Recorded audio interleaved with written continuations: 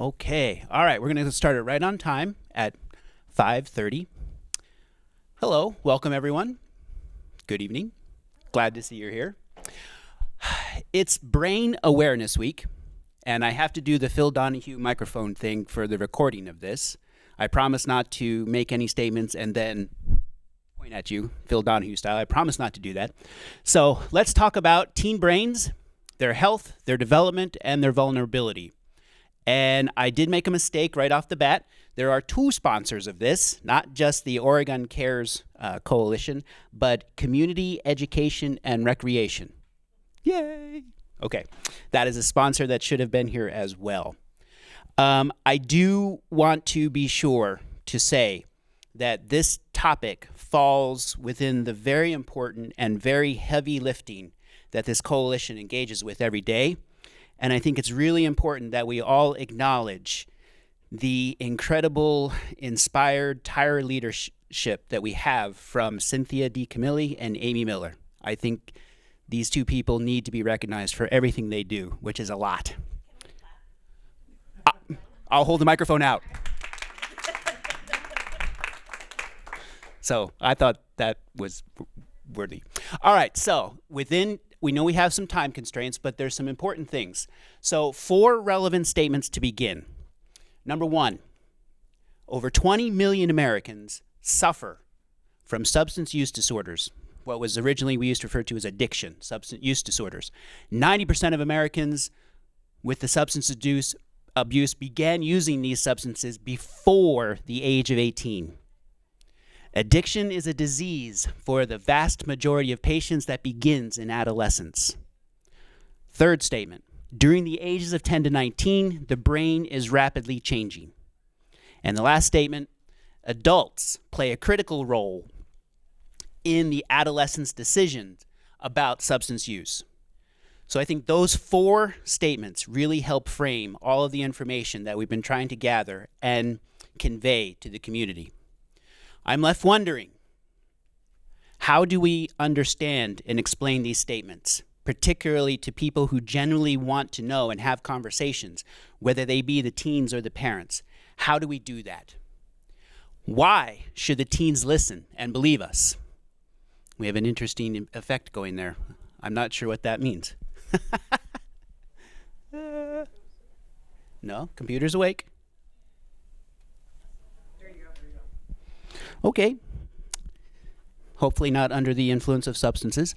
Why should parents and guardians in our community listen and believe us when we say these things? The teens, they're looking at the adults in their lives, and the adults could be consuming addictive substances. Particularly, think about the teens that are being blitzed by clever marketing.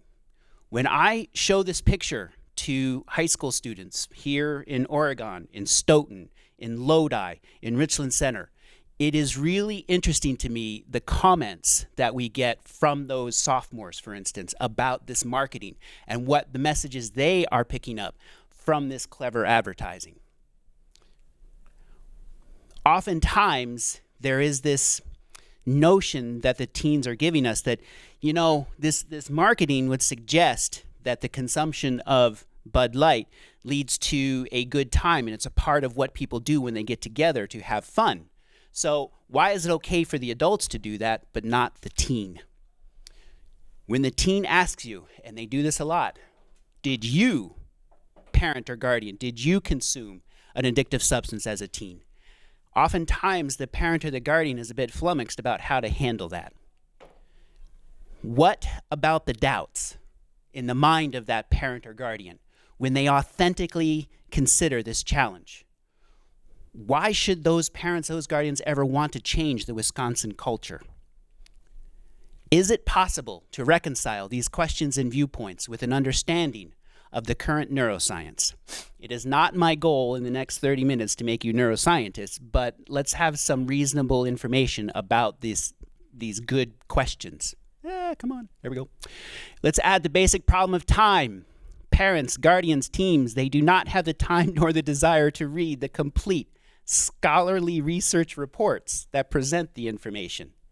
Everyone on their phones, they want these pithy, concise, applicable descriptions with understanding that comes with just a few lines of text. That's really hard to do. So, can we talk about brain development in a way that everyone can grasp the importance of delaying consumption of alcohol and other addictive substances? Why does the consumption of alcohol and other addictive substances, why is that less problematic to the brain past 21 to 25 years old?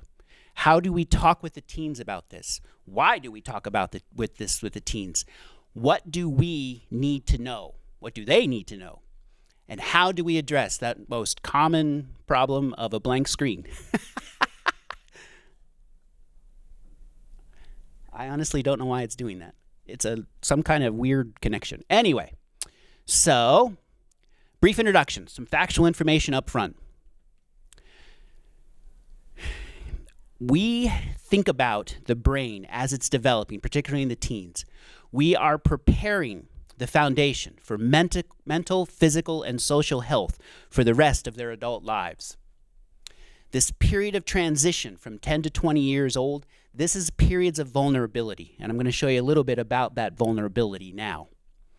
More damage is done during this period of vulnerability by alcohol and other drugs of addiction to the developing brains, more so than what happens to adult brains, and adult brains will define by anywhere as 25 onward. So adolescence, this represents a time of major plasticity of those brain systems that regulate motivated behavior and cognition. It is important that we look at some neurophysiology to understand why it is that developing brain is more sensitive to these substances. The big question, why is it measurable by repeated people? Many different ways it's been done. If you increase the consumption, the abuse of alcohol and other drugs of addiction, if you increase that or you start that sooner in the teenage years, you greatly increase the likelihood that that person will become an addicted person later in life to one of the substances. Why does that happen? That's the biggest question of all. And we're having a lot of fun here. Our ambitious goals continue to be make the science accessible and relatable to the parent or guardian in Oregon. Major goal of the coalition work. Make the science accessible and relatable to the typical preteen or teen in Oregon. Major goal of the coalition work. And in particular, I'm very taken with this cartoon. So very often, what people prefer are the simple answers that are wrong. And if you take the time to figure out the complex answers, it is more work, it is more effort, but it is far better, far more long-lasting and beneficial. So let's make it clear what is known about brain development and what happens when alcohol and other drugs of addiction are placed onto those developing teen brains. Let's make it clear how the information applies to the real world, real-time lives in Oregon for both the teens and the parent guardians. And let's try to provide some answers to the most often asked questions. And these are often the ones that are most difficult to answer. So first bit of neuroscience that we have to touch on. Let's say that this is a typical adult brain. So this would be after that 21 to 25 year period of time. Globally, when you look at it, you can think of these models, which many schools and programs have. They allow you to take them apart. The thing is, it's very useful for gross anatomy, heavy emphasis on gross, and you can identify major structures. The problem that you get into is what's happening on the inside. And so real quick, just looking at this brain, that outer layer called the cerebral cortex, that's what we identify as the humanity part of this structure. It's the gray matter. It's where the cell bodies are.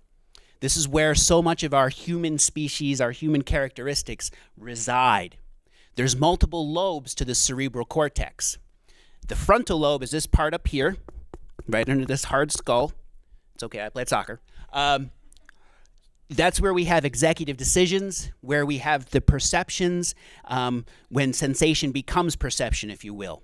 That's all in that frontal lobe. And you'll see in a moment that's critical to making mature, adult, logical decisions. There's a parietal lobe. This is on the sides of your head. This is very important for reception of information on and about your body. Temperature, pain, proprioception, you're all sitting in a chair, you're all aware of that because all that information is sent to the parietal lobe. The occipital lobe is all the way in the back. That receives the information from your eyes. So we associate this back part with vision. On the lower side is the temporal lobe. That's right behind your ear. That's where all the auditory information arrives. And I have two more parts I want to highlight. The cerebellum. This is at the lowest part back here. Very important for motor control as I choose to move around. And you choose to sit and maybe change position as well. You make use of your cerebellum. And finally, the medulla, which is the brainstem. Think automatic life control. All of your base cardiovascular and respiratory control centers are within that brainstem. That's the picture of the adult brain. It's formed, it's connected, it's working.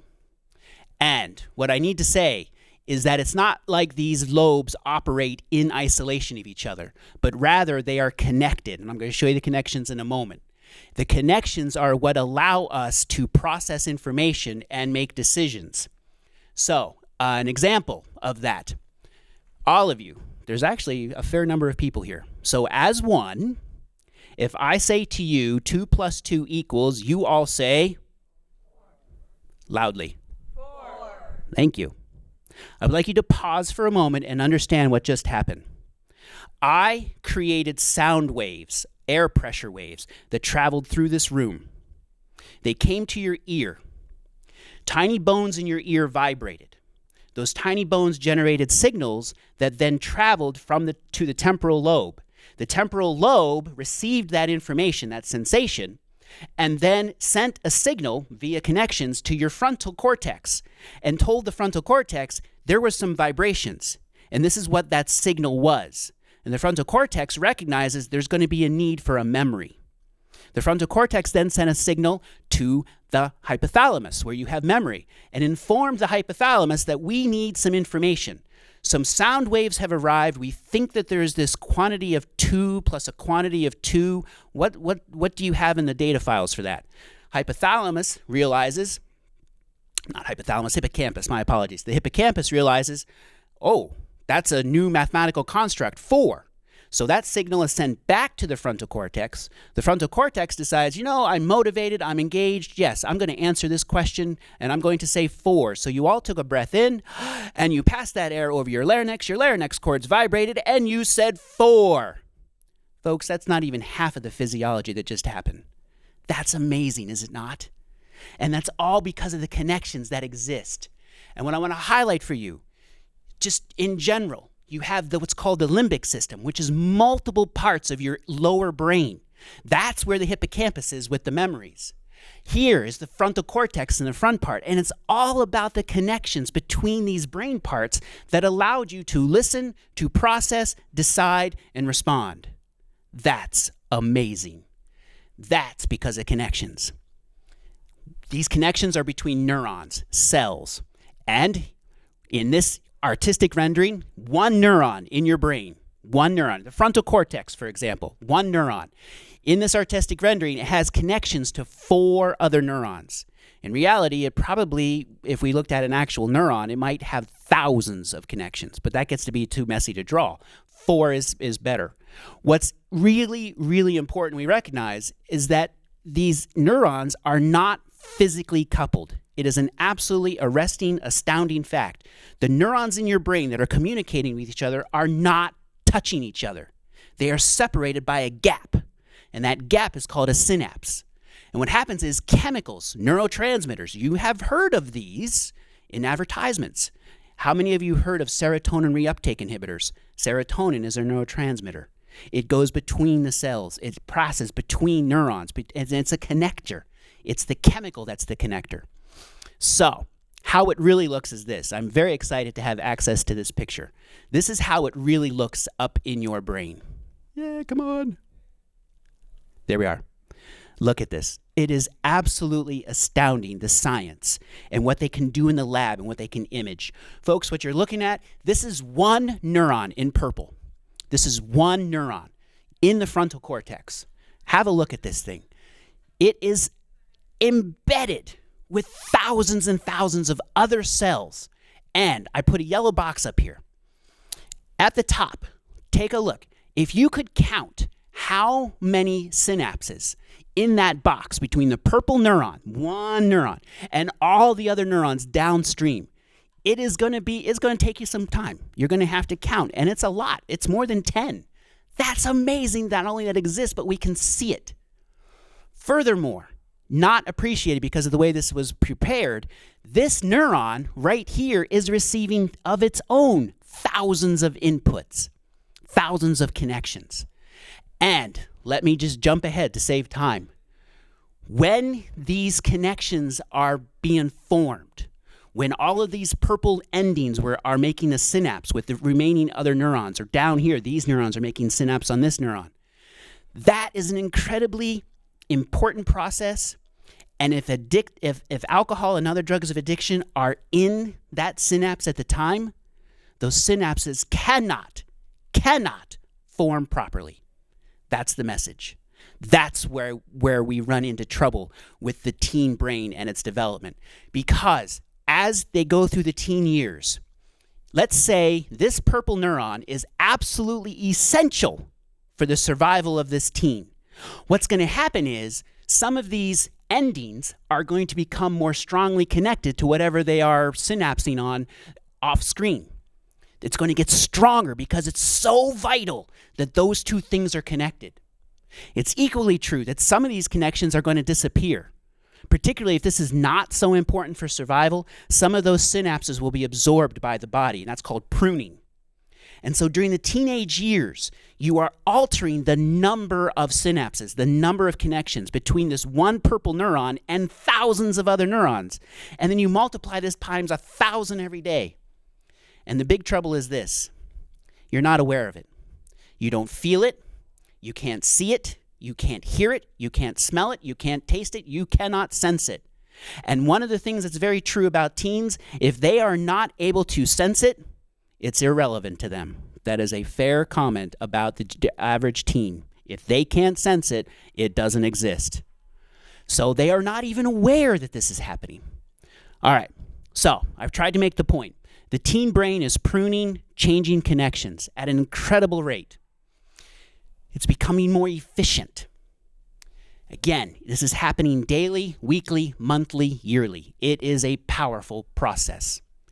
The moment you put alcohol and other drugs of addiction into that synapse, into that forming connection, you are interfering with the process. It is now possible to measure the interference. On a separate presentation, we can go through the really powerful experiments and data and how they cleverly are able to measure the impact of alcohol and other drugs of addiction on teen brains, particularly with brain scans. Fascinating how they can do that. The thing that I want to be clear on, we are talking about if a family member has, at a wedding, everyone is celebrating and the teen has a glass of champagne. I am not saying that teen just screwed up their brain for life. I am not saying that. I can't say that. That's not right. The problem we run into is what comes next. And as parents, that's the thing we really got to focus on. What comes next? Because if that teen is at the wedding and they have the glass of champagne and everything is good, and then that teen does not go on to become drinking regularly, once a week, once a month, twice a month, and binge drinking and consuming to great excess, then we're okay. The problem is oftentimes that one drink can lead to behavior that is detrimental to this process of forming synapses. So, yeah, we are talking about the long-term effects, and I want to pause here and just highlight for us. If we had time, and I made this interactive, such that I gave you a piece of paper and told you to write down, and I named some recreational drug. If I told you to write that down and say, give me the symptoms, how would you know a person walks in the room, how would you know that they were inebriated? Or how would you know they had to consume to excess some other drug? You would write down symptoms. And all of those symptoms are explained by the short-term effects of the drug in the synapse. Every single drug has its effects by affecting the synapses. What we're highlighting here is the long-term effects. And these long-term effects are so prevalent in the adolescent brain because of the connections that they're trying to form. You know what? Let's do it old school. New pathways are developing the brain. I tried to make that point to you. So if you have the alcohol or other drug of addiction present while that is forming, that synapse is going to require the presence of that substance in order to work properly. It becomes reliant on that substance. And in particular, as I tried to make the case, it's the excess consumption, the regular excess consumption that really messes this up. The earlier you start consuming things like alcohol, nicotine, more on that in a moment, THC, you are creating connections that are reliant on that substance in order to work properly. You take it away, those synapses are not going to work properly. This is what I'm trying to tell you. This is why we get the 30% increased likelihood of all addiction. Great analogy. That was perfectly timed. Come on. There we go. Great analogy. Building this house. Think about the joining of the roof, the walls, the inner walls. All of that joining is made very carefully with hopefully, very sturdy, robust materials to join these things together. If you choose instead, that business of using screws and nails, nah, let's not go with that. Let's use Post-it notes. Yeah, that's it, Post-it note glue. It's kind of sticky, but not too sticky.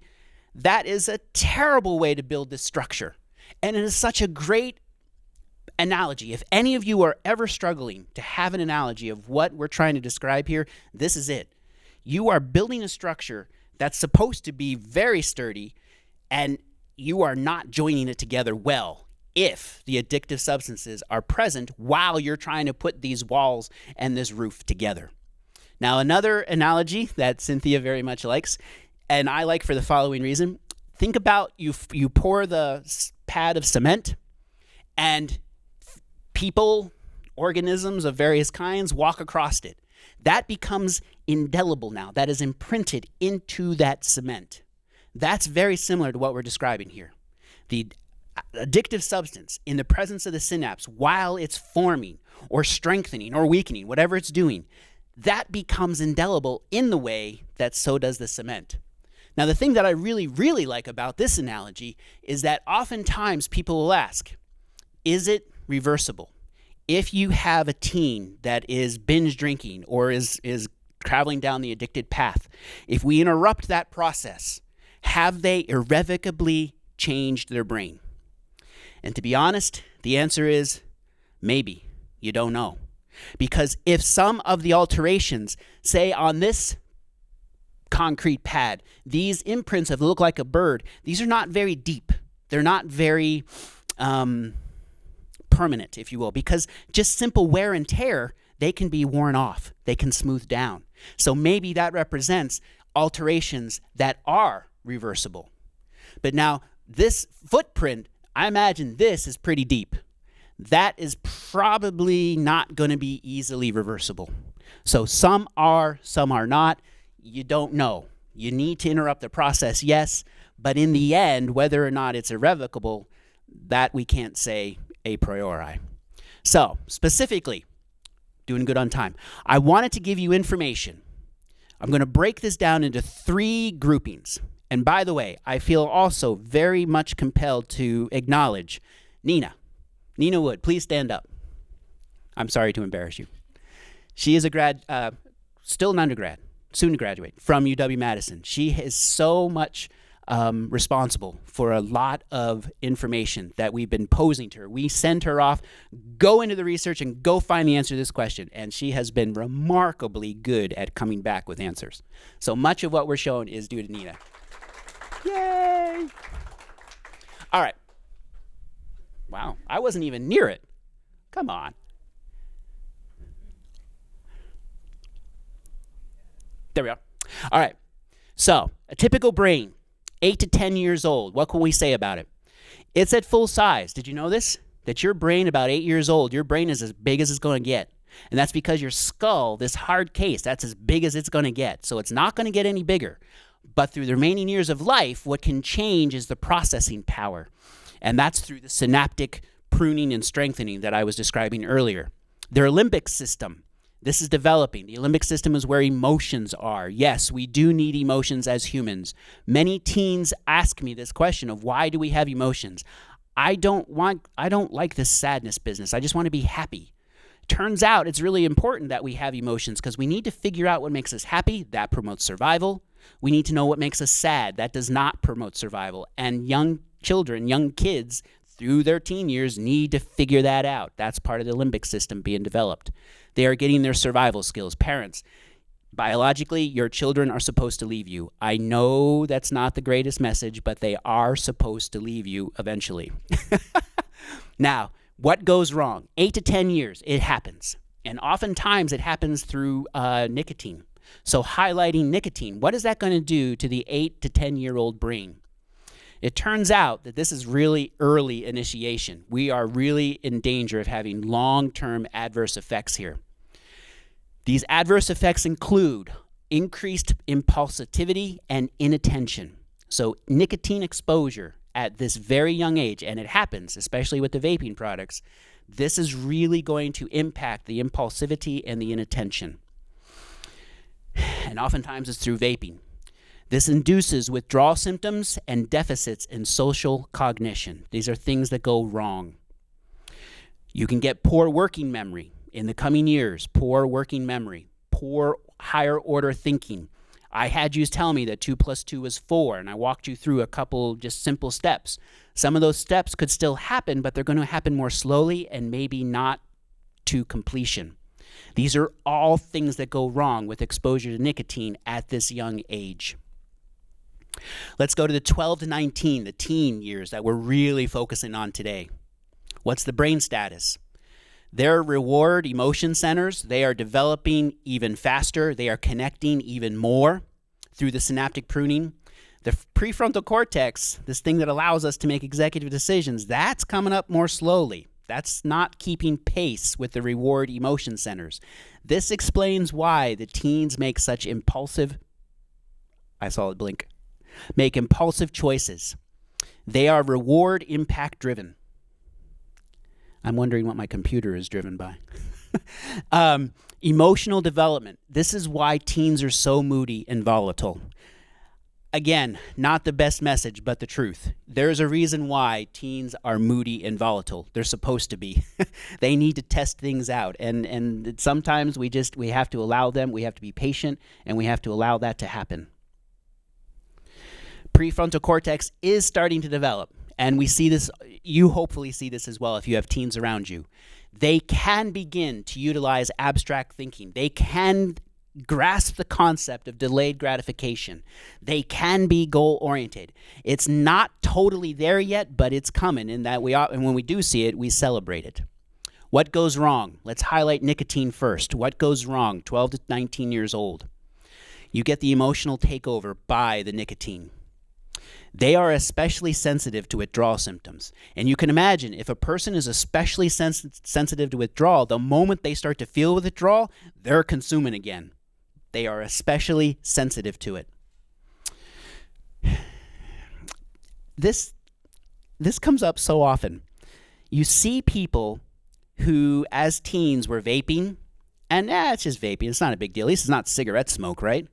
How many of them eventually become cigarette smokers? It is astounding. When the numbers are taken and counted for and the surveys are completed, it is astounding how many of them eventually become cigarette smokers.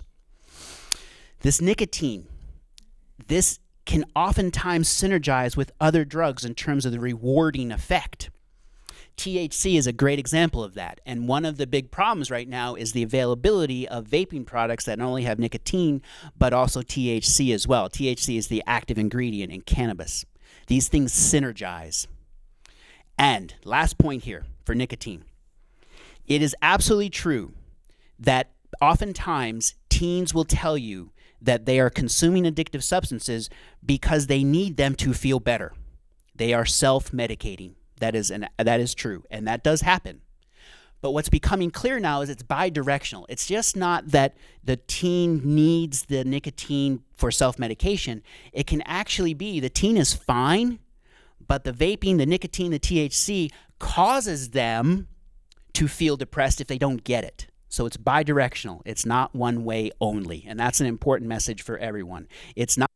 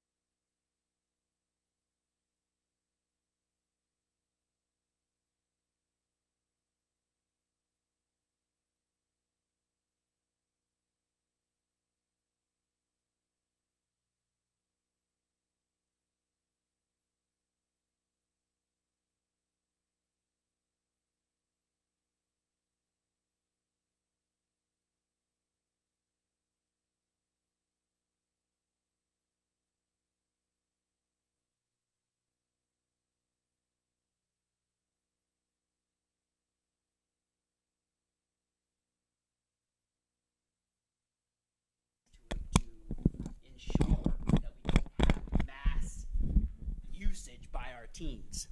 Let's see if that works. We're back. Yeah. Okay. So, declarative memory is harmed. Declarative memory is the things you remember, like 2 + 2 = 4. When I memorize the states and their capitals, the capitals of the states, that's declarative memory. That's harmed by marijuana. Yes, it is. Ooh, it's really getting finicky now. Now, let's jump ahead to the adult brain. We're coming to the end of development, 20 to 25. Things are getting connected among and between the brain regions, those lobes I was highlighting earlier. You have better impulse control. You have decreased risk taking. That's all starting to be the dominant feature of this brain. The status, not only is it full size, but it's getting to be full functionality. This prefrontal cortex, this is now engaged much more, if not all the time. The ability to weigh risks and rewards, the ability to control your impulses, to have delayed gratification. This is all becoming the dominant feature. What happens now with exposure to alcohol and other drugs of addiction? Now you're going to get higher order thinking impaired. I cannot sing. I cannot dance. But you give me enough alcohol, and not only can I sing and dance, but you all need to see me do it. So I'm on the table with the lampshade. That's what happens at that point. Well, hopefully not. Much to the horror of my family members. So we say the damage can occur, but it's not as deleterious as to that teen brain. And great example of that, just let you read this for a second.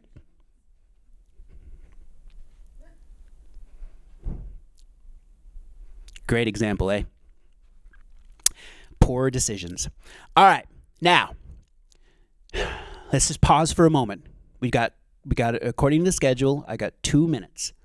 I'm going to give you a little bit more upbeat information about the brain, because it's about brain health, not just, drugs are bad. Let's have a little bit more information, but pause for a moment. That's a lot of talking. Questions, comments, observations, things I've agitated in you.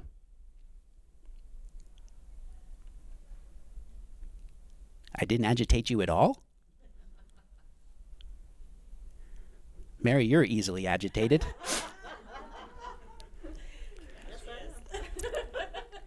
Question, please. Well, now what? When we have this information and we're looking to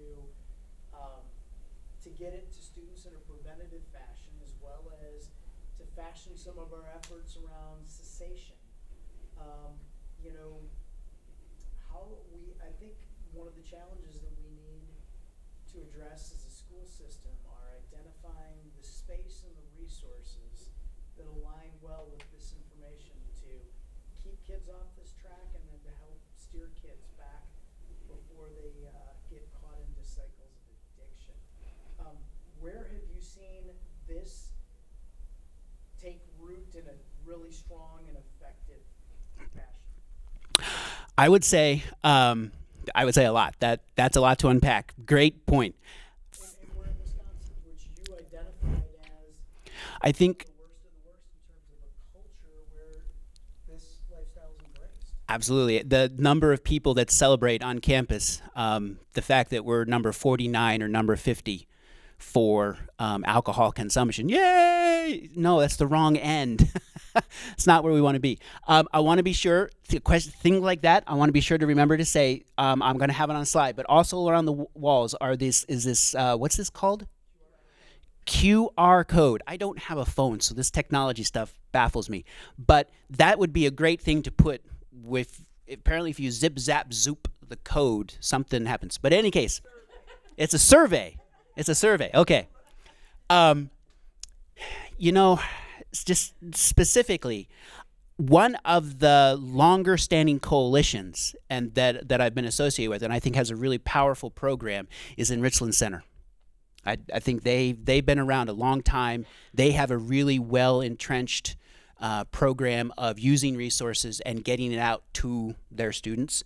So that would be an example of someone that I think we're doing well to I don't mean to be. So Oregon Cares, I think, is following in their footsteps really well, I think, as an example. I really would like to comment on one of the huge goals of the coalition that is now becoming more and more doable now that we're starting to get feet on the ground is we are going to get more and more the students actually involved. Rather than being a coalition of just adults and parents, it's going to be involvement of groups here in the high school. Get them involved, get them doing things. That's huge, and that's been measured across the country. CADCA, whatever CADCA stands for. So many examples out across the country. You get the high school students involved doing stuff, the buy-in goes way up. So that would be the huge thing that I would say. But I absolutely agree with you. I think that's one of the things we hope to do is get more and more resources and connections. Common theme today. Thank you. All right, so in the interest of time, we got about 10 minutes. I did want to say, it turns out it is very demonstrable that your brains are very much like your muscles, your skeletal muscles. When you exercise and care there for them in the proper way, not only do your muscles strengthen, but your brain can get more functionally complex as well. Both muscles and brains require rest between bouts of exercise. When they are overworked, they fatigue and function fails. This is common to both muscles and brains. And muscles are something you all can very much relate to, as can the teens. A really important goal that we've highlighted here in several different ways. It's all about taking short-term memory and making it into long-term memory. One of the messages that my students hate to hear down on campus, learning is hard. They don't want it to be hard, but physiology is a complex discipline. It is time-consuming work. And the singularly most important thing to promote long-term memory formation, learning, is sleep. And I think that's a really important point to make here with all of you today. Sleep is the most beneficial thing. If these alcohol and other drugs of addiction are so harmful to them, sleep is the complete opposite. And I just want to put a plug in for this book, Why We Sleep by Matthew Walker.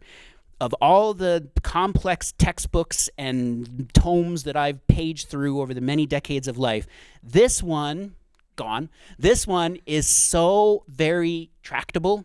I think anyone could pick this up and start paging through it and get something out of it. It is just an amazingly well-written short book about what's known for sleep.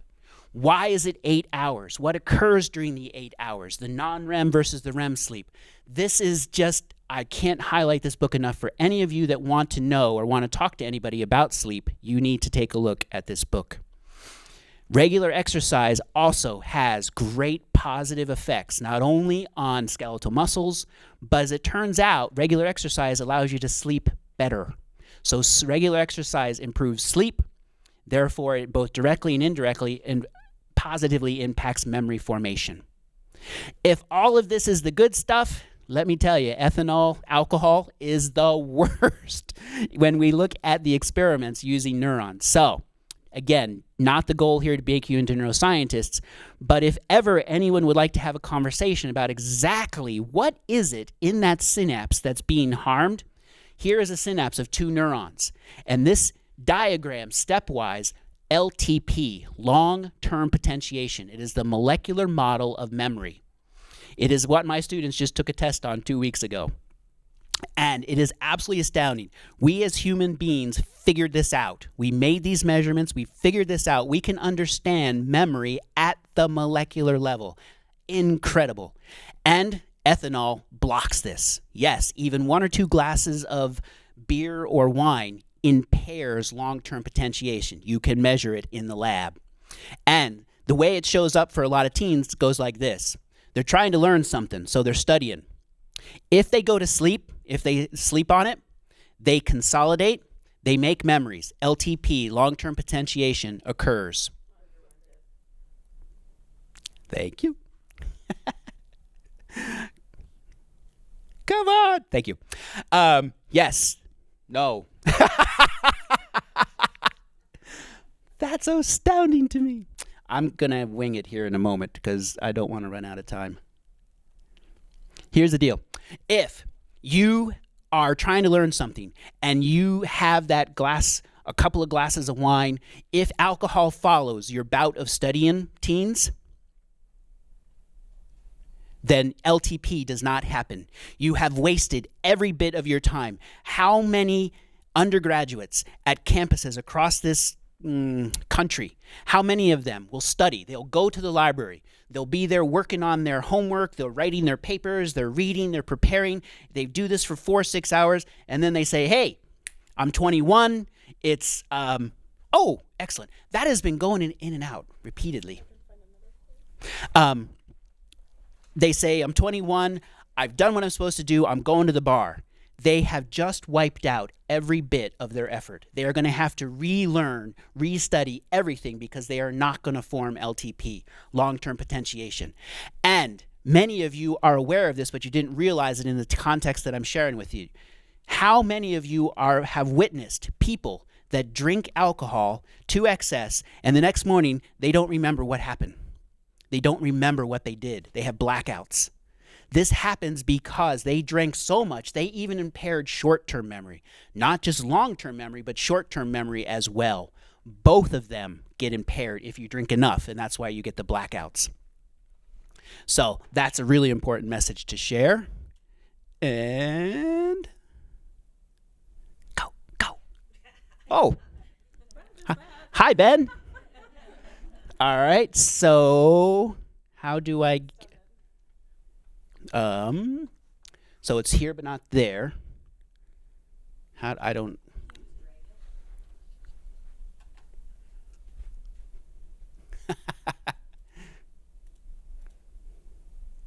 I was feeling pretty good about him. He graduated. Yay!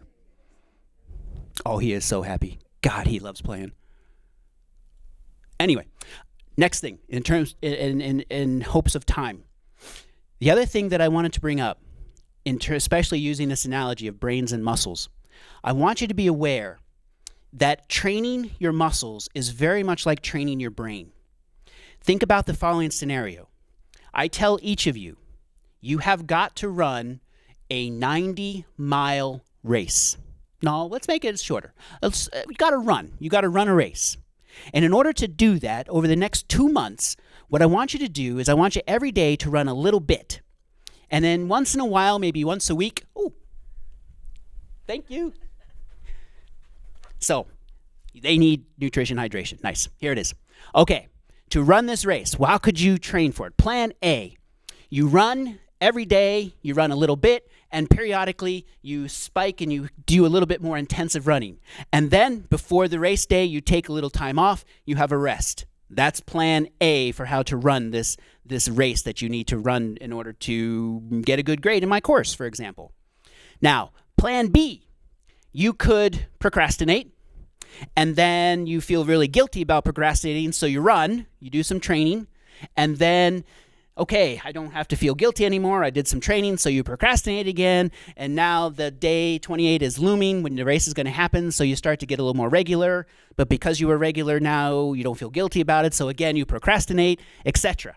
You end up with all of your training right before race day, and maybe even on race day, just to make sure you get all that training miles in, you run a little bit of then too. Common sense, folks. This is not going to be a successful race for you. This makes total sense. Everyone this resonates with. The thing is, it's exactly the same for brain training. And so talking to students, talking to teens about how do they go about using their brain for academic work. Let's say you have a few weeks to prepare for the exam. You've got 90 pages to learn. What is the best study pattern? This is what many students will do and many teens will do. They will procrastinate, feel guilty about that, maybe spend a day looking at some material. Okay, I looked at material, I don't feel guilty anymore, etc. And they end up cramming. They end up cramming it all at the end. Even on exam day, they're still studying the material. Folks, none of that becomes long-term memory. It is all short-term memory. It is very stressful. It is not the way to learn.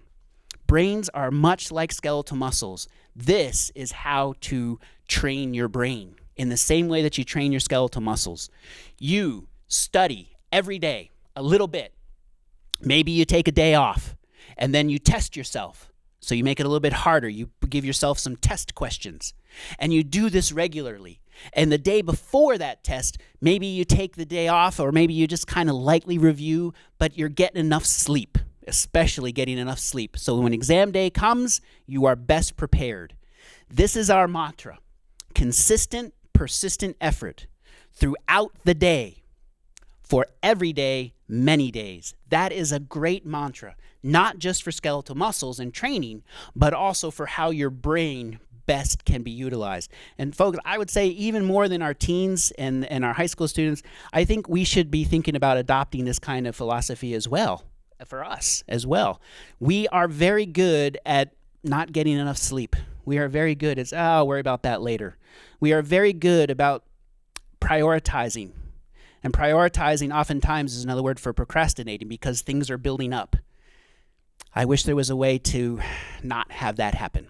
All right, so I'm going to finish on time. Messages. Be well, please. I hope in the past 50 minutes I've given you some information that helps you be well, for you, by you, with you. It really is about communication amongst all of us and our teens. Use this information to be productive supporters of the youth and our community. That's what our coalition's work is about, and what we really are trying to promote. That famous old line, live long and prosper, I think is so very true. I know it doesn't resonate with many people anymore, but I just think that if ever there was a coalition message, I think that's it. All right, so please, thank you for attending this and listening to me and watching our technology challenges. Please fill out a short survey. I remember this. It's really short. I've been confirmed. Have I looked at it? I'm sorry, I didn't look at it. 3 questions. Excellent. All right, so it is 6:22. I think we have 2 minutes. If there's any questions or comments, I would be glad to answer them or talk about them. Would you consider sharing the presentation with us if we gave you an email? Absolutely. In fact, I think the question was, would I share the slides? Yes. I think, well, actually, you know what? I'm going to be not so arrogant. Nina, are you comfortable with that? Okay. So, yes, I think through the coalition, we'll get it to everyone. Let's reverse this. What have you learned from the teams you've worked with? Oh. In 2 minutes. I have learned that a lot of teens are silent, and they have thoughts. And it is very difficult to get those thoughts out of them. And in order to agitate them, to get those thoughts out of them, sometimes those are the most productive conversations ever. I will give you an example. I think this is a great way to reveal what's going on. There was a student, this didn't happen this year, this was several years ago, at one of the high schools, said, "So, I don't agree with anything you said, because marijuana is a natural plant product, so you have to let me use it because it's natural." And it just occurred to me that is absolutely correct. It is a natural plant product. Absolutely. Well done, young man. However, please come tell me, why do you think the marijuana plant makes THC, this psychoactive compound? Why does it make that? And understandably, the teenager said they don't know. And I said, well, I will share with you. Maybe you didn't know this. The plant makes THC because it kills things. It is an insecticide. It is a fungicide. It is a bactericide. It is meant to keep the animals from eating it. That's why marijuana makes THC. It is meant to kill things. So yes, it is a natural plant product. So you are naturally killing yourself with a natural plant product. Way to go. Things like that led to some of the best conversations, because maybe I didn't change that person's mind, but I certainly gave them some information, something to think about. Yes? So I would share that. What else am I hearing in 1 minute? I'm hearing that a lot of people are on board with the legal drinking age being 21. They're on board with that, but they don't want marijuana or cannabis. They don't want that to be 21. A lot of teens want it to be younger. I'm getting that a lot. I'm also very worried about the number of young children that are getting access to the gummies that have THC in them, or ending up in the emergency room in dire straits. That is worrying me a lot, because they look like gummy candy. So I wanted to end on a positive note. All right, let's allow the next thing to happen. Thank you very much. And school board time.